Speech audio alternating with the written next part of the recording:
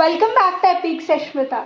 మనం ముందు వీడియోలో చెప్పుకున్నట్టు ఉత్తరుడు పారిపోతూ ఉంటే అర్జునుల వారు తనను పట్టుకుంటారు.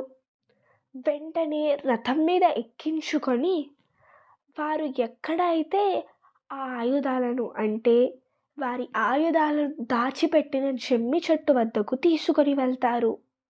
అక్కడకు వెళ్ళి వారి అస్త్రాలు అన్నీ తీస్తారు, ఈయన గాంధీవంతో సహా.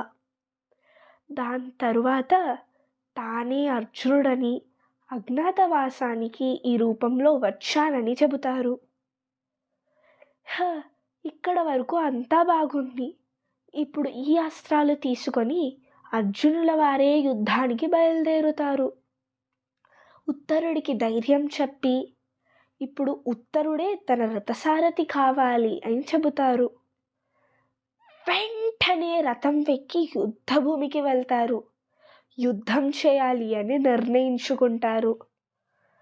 ఇంకొక వైపు ఆకాశంలో నక్షత్రాలను చూస్తూ ద్రోణుల వారికి ఏదో చెడు జరుగుతుంది అన్న ఆలోచనలు వస్తూ ఉంటాయి. ఇప్పుడు అర్జునుల వారు యుద్ధభూమికి వస్తే ఆయన నిజంగానే ఇక్కడ అజ్ఞాతవాసం చేశారు అని అందరికీ తెలిసిపోతుందా? మళ్ళీ పాండవులు ఇంకొకసారి వనవాసం అజ్ఞాతవాసం చేయాల్సి వస్తుందా?